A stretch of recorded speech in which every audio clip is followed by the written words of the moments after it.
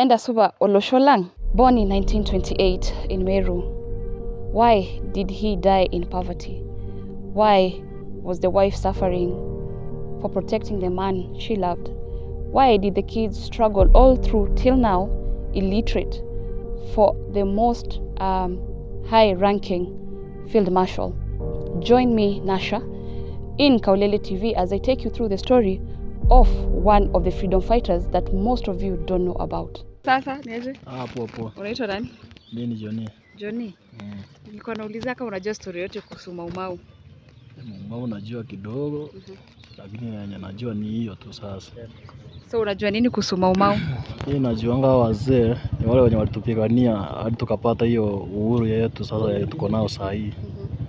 Sasa kwa wale wenye najua, kama mmoja wao ni dada Nikimati, mwingine ni huyo kina Chokomoro, Chokowino, hao Chokojogi hao. Unaweza kuwa unajua jamaa mmoja alikuwa anaitwa Mwariama Musa?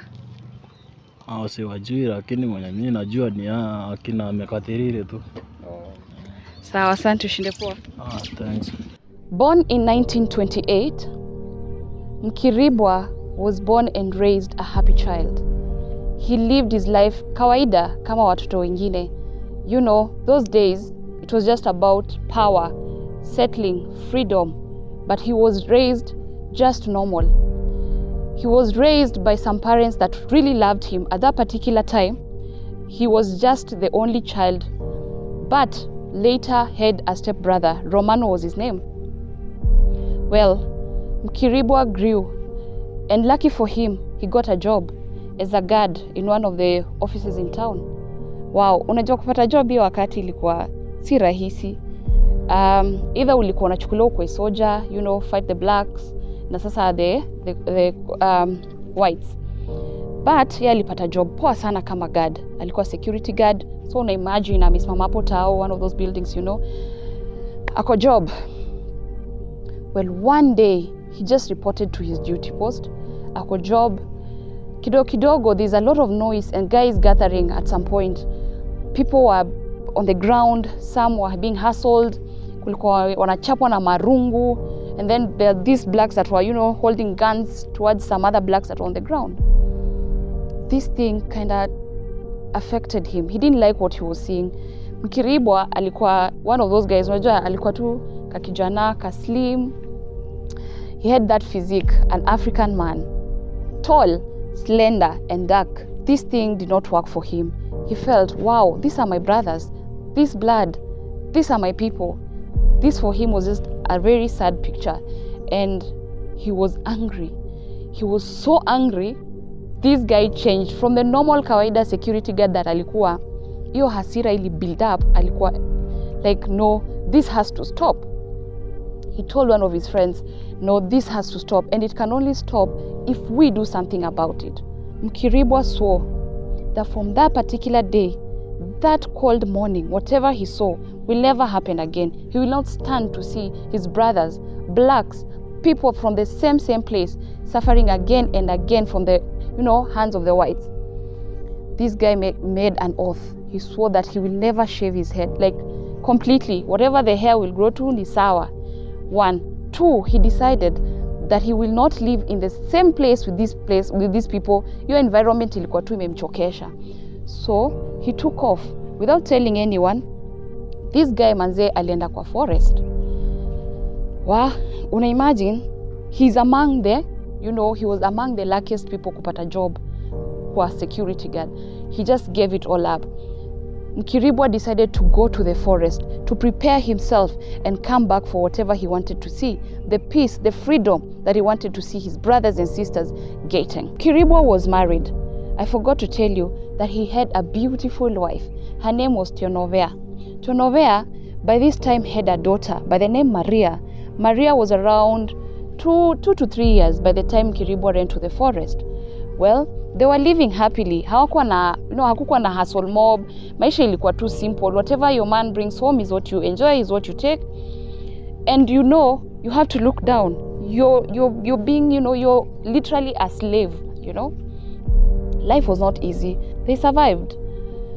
Once Mkiribua went to the forest, he started planning. He started looking at things that he can do to get whatever he wanted, to see that his brothers no longer bleed, to see that his people are enjoying, walking in the streets just like any other person. So alianza ku recruit wase.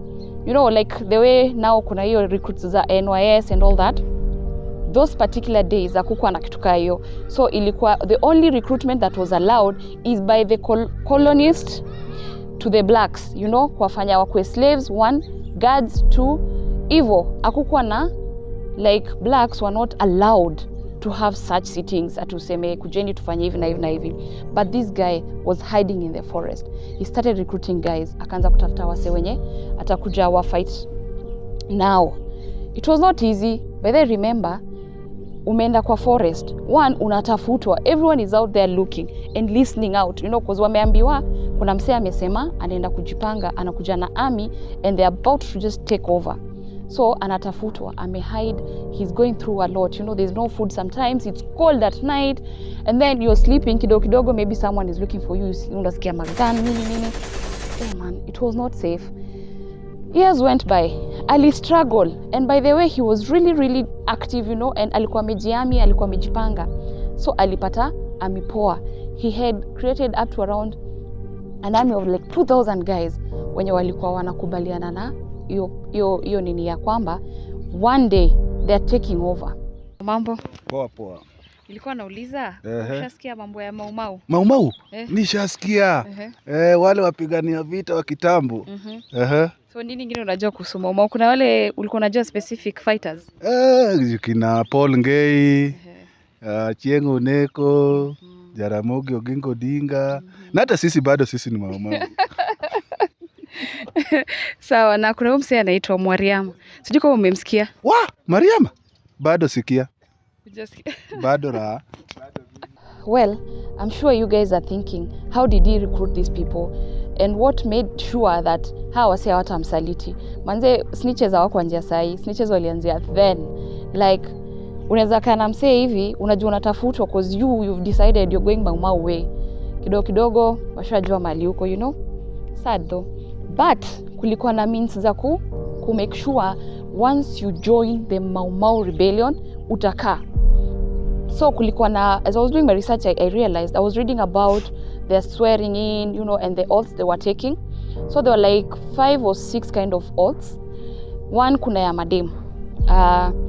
You swear that you will serve the men, like you make sure they eat, you make sure you protect them. If anything unasikia uko home kozo ndo madem walikuwa wameacha kwa mavijiji, you come and tell them. There's a swearing of you will fight as a black, like we unachukua side ya kina Mkiribua. So there's that. And then there's you will swear that you will fight with the whites but you will protect your people. So like when you snitch wao but uko ndani. So there was a lot of kinds of oaths. These oaths they were taking in so many ways. So there are few that I got were interesting. Wanachukua blood ya ng'ombe, like mbuzi wanachinja. Then that blood they take it with sand. Hiyo soil ya hiyo place yenye wana fight for. That's 1. 2, hiyo nyama ikiwa mbichi you put in a bowl with blood and you eat it. Now these ones that were eating the uncooked meat, hao ndio wale walikuwa wameswear they are fighting their whites. But there's something I found really interesting and it's gonna be gross. So you might wanna cover your ears. Kuna place ilifika, these guys were literally killing the whites, taking the brain matter and taking it as an oath. Yeah, I don't know how that was working, but yeah. Anyways, as I was saying, Mkiribua had left behind a woman, that's a wife, Tianovea, and the daughter. Her life was normal. Of course, she had the whereabouts of the husband, but because they knew if she went, atapatwa. So she would really not go all the time, like anaweza tumana message, the basket with food and stuff like that. But she really never went to see where he was. The other thing is, these guys are living in the forest, wanatafutwa daily. Wakingangana huko kujua vile wataenda kufight. Kidogo place yao ikiwa snitched, like watakuwa hapo wanahama. So you can't keep tabs of where they were really. So one day they're just after dinner, it's just a quiet evening. After dinner they are resting. Man, they start coughing. The child, she's just around 3 years now. Maria is her name, sleeping next to her mom. It is a cold night. And you remember, these houses are really just grass thatched, and so there's a lot of smoke in the building. They're choking, they're coughing. She wakes up and there's fire. There's a lot of noise outside, and she holds her baby. She's trying to think, where do I run to? Where do I pass? Fire is all over, they're engulfed. Like it's like they have no hope. So she's really trying to fight for the life of this kid and, for her own sake.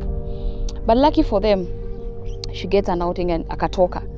So anafika nje hivi, like she's still coughing, she's choked, it is just heartbreaking. Then there are guys here standing with guns and rungus and pangas, and they're beating her. They just take the kid and start beating her. They beat her mercilessly.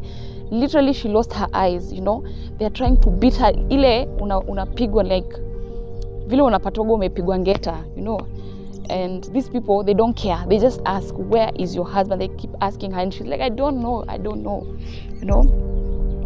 They burn her house down. Within the flames, wamechukua mtoi, and she's like, please don't do this. Don't take my kid and everything. The way we all fight for our kids, So she's trying to explain. No, she has no idea where the husband is. She's trying to break down and cry and all that. She's in pain. Oh damn, man. Anyways, they hold Maria and they want to throw her to the fire, but she pleads and pleads and pleads, and neighbors are pleading. They are being also tortured and all that. But trust me, she didn't give up. Unajua, like this love, their love, or whatever it is they were, doing for each other.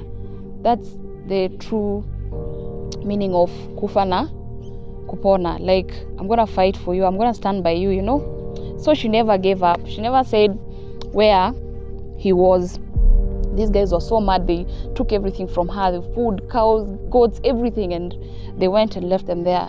She's here stranded, thinking what to do next. Her life is just imepanguliwa just like that for something that she did not know about.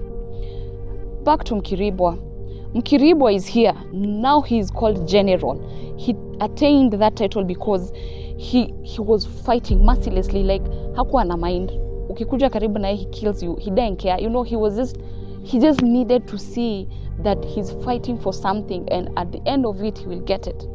So wakoko kwa forest, the old guerrilla warfare and everything. Manzee wanajipanga kidogo wanaingia camps. The one thing that I got a bit interesting is the women.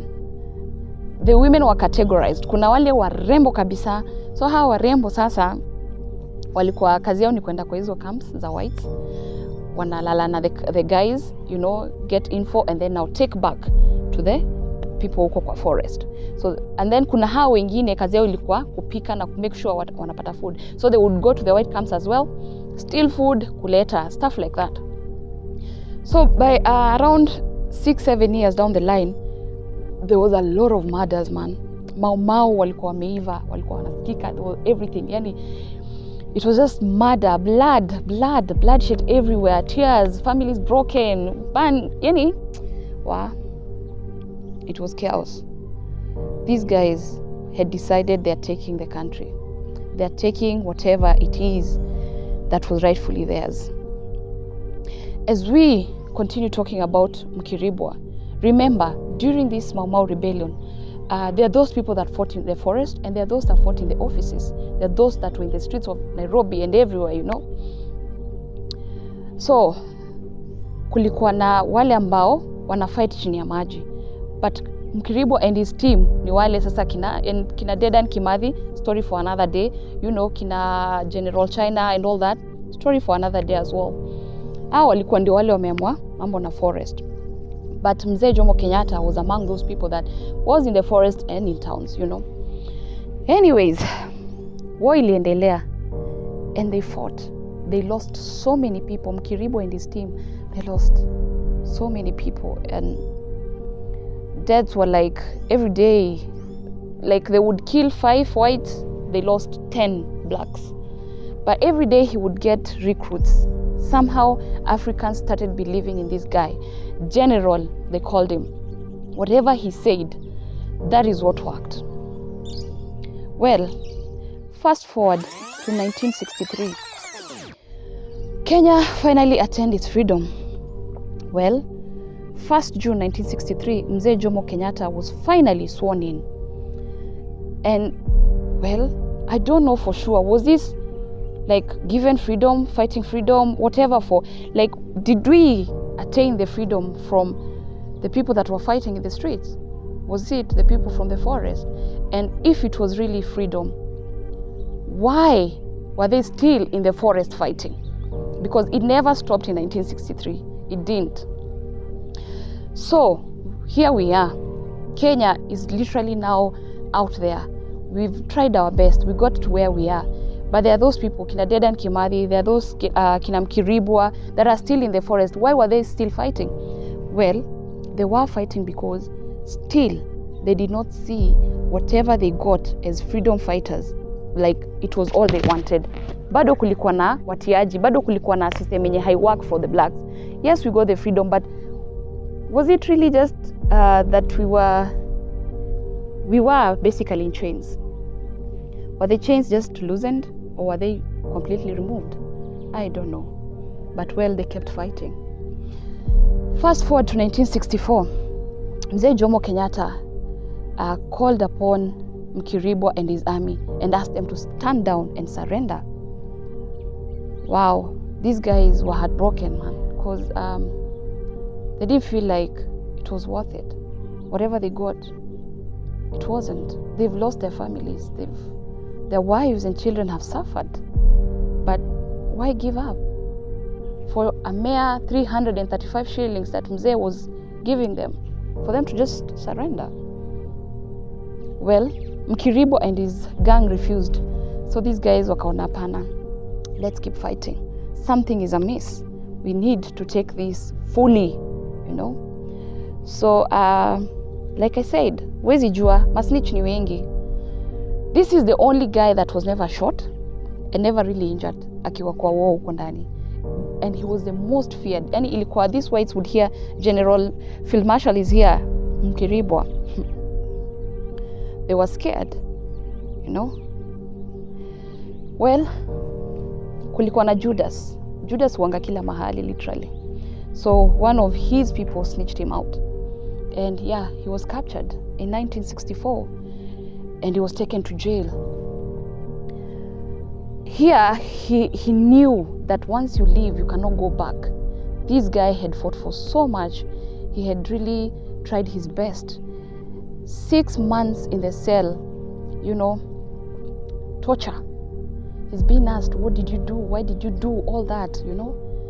But he is who he is. He never gave up his secrets. He never told them what he did. But well, I'm sure hata kama ni wewe, umefungiwa 6 months and everything is taken away from you. Whatever offer they give you, you take. So he gave up. He surrendered. And out he was after 6 months of serving his term.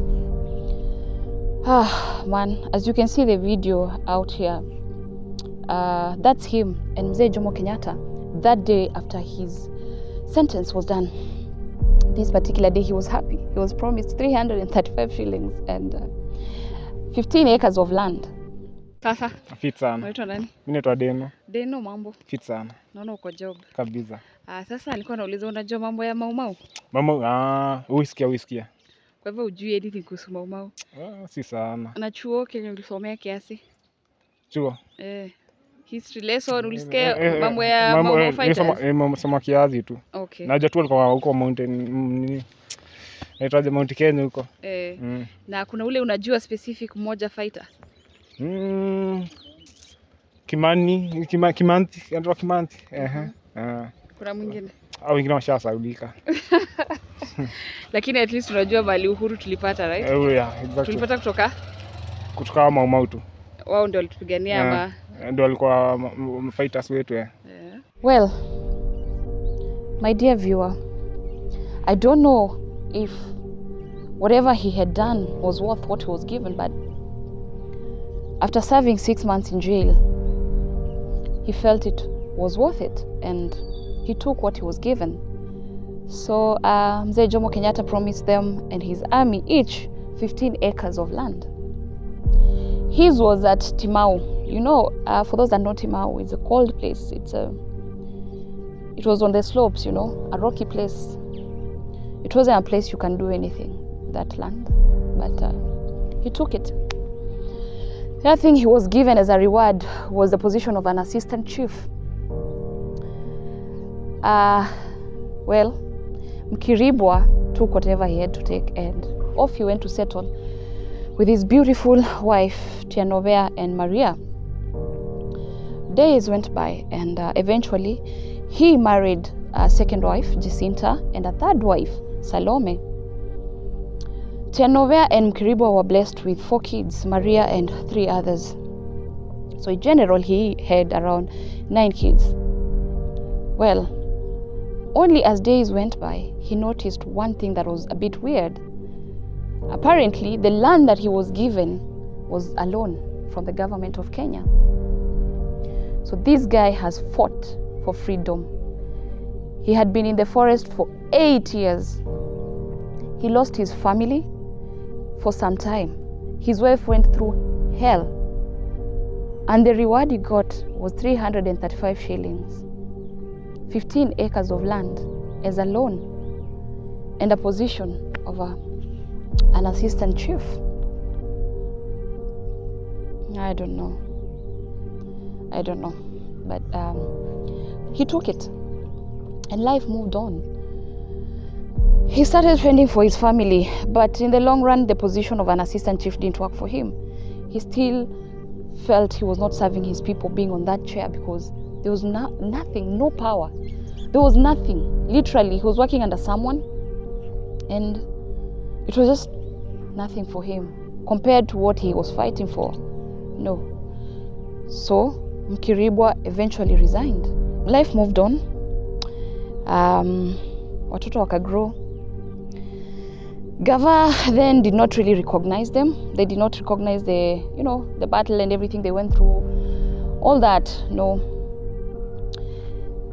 Utafanya nini na life lazima iendelee. So he lived his life. And one day in 1989, he decided to go visit one of his friends, the grasslands of Ukambani. As they were walking, just talking, catching up, a snake bit his friend. I don't know how that works, but he was just walking, I thought ukisimamanga maybe umechill ndio nyoka inakuuma ukichokoza or something, but well, he was beaten. And he told his friend like, whoa, yeah. And then Mkiribua, being the warrior that he is, the fighter, a strong man that does not cave in, that person, a good friend, loyal, without knowledge of a cavity on his tooth, he started sucking off the venom from his friend's leg. This guy was never shot in battle. This guy never lost anything that he had planned. He had gone to the forest for 8 years to fight for freedom. And here he is. And just like that, Mkiribua, the highest ranking field marshal, General Musa Mwariama Mkiribua, dies. Mwariama is a nickname he was given in the battlefield. Mwariama means the one who tells the truth. As he did tell the truth, he will fight until he sees freedom. He rested, saving a friend. So basically this guy, born in Meru and dies in Ukambani, still fighting for someone somewhere. People, Kenyans, well, it is sad how we lost a warrior, a field marshal. But well, we are Kenyans. Maybe we forgot the history that we need to remember. And as we celebrate each Mashujaa Day, maybe these are the Shujaas that we should celebrate. Well, Tianovea lived a little longer after the death of the general. But till her death, she was not recognized by the state as a widow to a fighter. She was not recognized, and the kids were never recognized. So literally, they never even attended a simple class. Mambo, Poa sana. unaitwa nani? Naitwa Elias Nyentu Kamau. Ka? Nyentu Kamau. Nyentu. Yeah. Nyentu, wewe umetoka Meru? Nimetoka Meru. Oh. Yeah. Nilikuwa nauliza, unajua freedom fighters? Yeah, namjua. Umeshasikia mambo ya MauMau? Yeah. So kuna wale unajua specific? Kama mkubwa wao hivyo. Huwa namkumbuka. Yeah. Unawajua majina? Nawajua.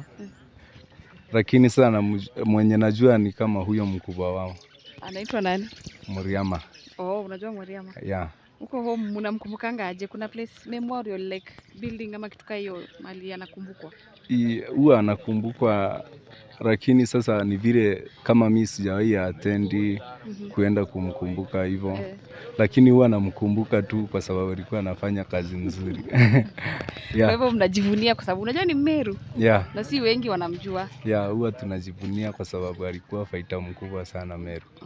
Yeah. This was the sad story of a young boy from Meru, the highest ranking Field Marshal General Musa Mwariama Mkiribua. He fought for freedom, and as we enjoy the freedom that they fought for, we should know something about them. This has been Kaulele TV. Till next time.